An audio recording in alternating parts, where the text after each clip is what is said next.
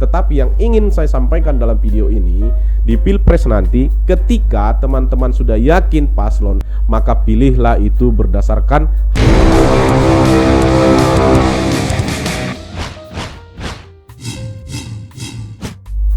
Selamat datang kembali teman-teman di channel Satrio Bushido Library atau di TikTok pribadi saya. Terima kasih teman-teman yang terus mengikuti beberapa video-video saya dan yang sudah memfollow baik itu TikTok maupun mensubscribe channel Satrio Bushido Library. Memang saya sudah cukup lama tidak membuat video vlog atau tidak membuat video podcast juga, itu karena di beberapa bulan terakhir saya lebih banyak mengerjakan pekerjaan-pekerjaan dengan teman-teman, aktivitas dengan teman-teman, baik itu yang berkaitan dengan video maupun kegiatan-kegiatan di lapangan, yaitu kegiatan-kegiatan relawan dalam mendukung salah satu paslon. Oke. Tetapi hari ini menurut saya penting membuat satu video untuk menyapa setidaknya kepada teman-teman semua yang sudah cukup lama tidak saya ajak berbicara atau tidak ajak berdiskusi. Terus yang kedua, saya mau membuat video terakhir sebagai penutup sebelum pemungutan suara dilakukan. Artinya sampai tanggal 10 akan ditutup, akan ada minggu tenang selama 3 hari, yaitu 11, 12, 13, dan 14 pencoblosan ya. Jadi sebelum itu saya mau bikin video ini. Yang paling pertama saya mau sampaikan begini. Dalam proses kampanye yang cukup singkat ini, memang banyak kejadian-kejadian yang kita lihat atau banyak fenomena yang kita lihat berkaitan dengan kegiatan kampanye dari masing-masing paslon. Kemudian tetapi berita hoax tidak terlalu banyak seperti 2019 lalu. Saya nggak tahu apa sebabnya kenapa berita hoax tidak terlalu banyak. Dan tetapi kita bersyukur dengan itu. Terus yang kedua, sepertinya pertarungan dua friksi yang terjadi 2019 itu sudah mencair. Artinya terbagi dari beberapa kandidat ya. Terbagi dalam beberapa dukungan atau barisan dukungan dengan 3 kandidat, yaitu paslon 1, paslon 2, dan paslon 3 gitu ya.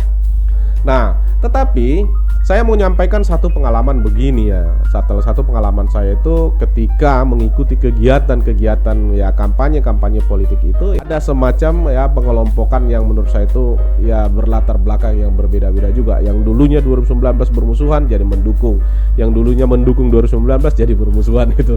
Jadi fenomena ini menurut saya ya fenomena yang unik juga ya.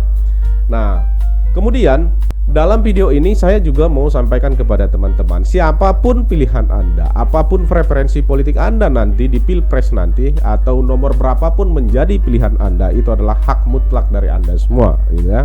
Tidak ada yang bisa memaksakan, tidak ada yang bisa menyatakan bahwasanya ada bodoh, ada tolol, ada segala macam. Semua orang membuat pilihan-pilihan itu ya berdasarkan pertimbangannya masing-masing. Kalaupun ada orang yang berdasarkan ikut-ikutan misalkan, ya itu urusan dia kan itu. Tapi prinsipnya menurut saya sampai hari ini saya yakin semua pemilih sudah punya preferensi masing-masing. Artinya pengaruh untuk 3 hari ke depan menurut saya tidak terlalu signifikan lagi. Oleh karena itu saya tidak akan mengajak teman-teman atau tidak akan mengkampanyekan kepada teman-teman dalam video ini tentang ajakan untuk memilih salah satu paslon. Bukan itu yang ingin saya sampaikan di sini.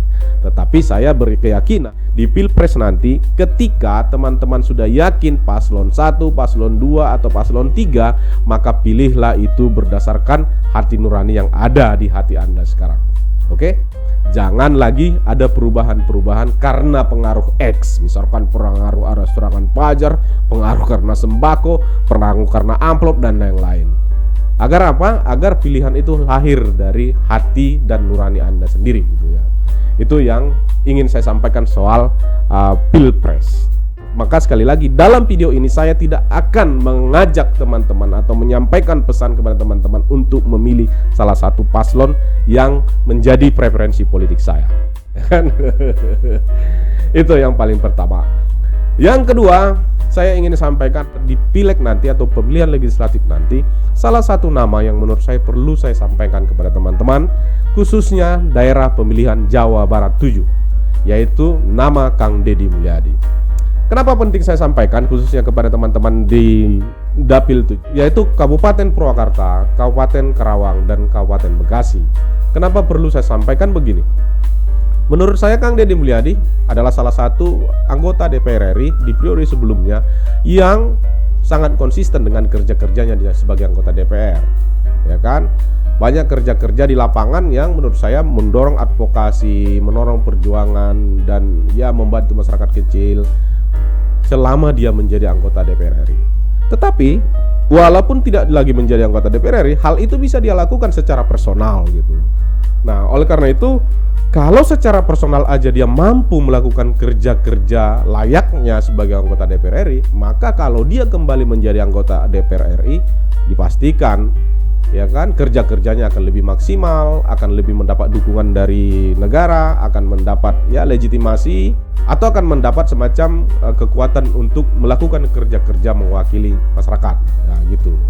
Oleh karena itu, menjadi DPR RI menurut saya, ayo kita menangkan sebanyak-banyaknya, ayo kita dukung seluas-luasnya agar Kang Deddy Mulyadi memiliki suara yang signifikan di daerah pemilihan Jawa Barat 7, yaitu Kabupaten Purwakarta, Kabupaten Karawang, dan Kabupaten Bekasi. Oke, ini contoh kertas suaranya. Nah, maka teman-teman, dalam video ini hanya itu yang ingin saya sampaikan. Ayo menangkan, jadikan Kang Deddy Mulyadi pemilih suara terbanyak di Dapil Jawa Barat 7.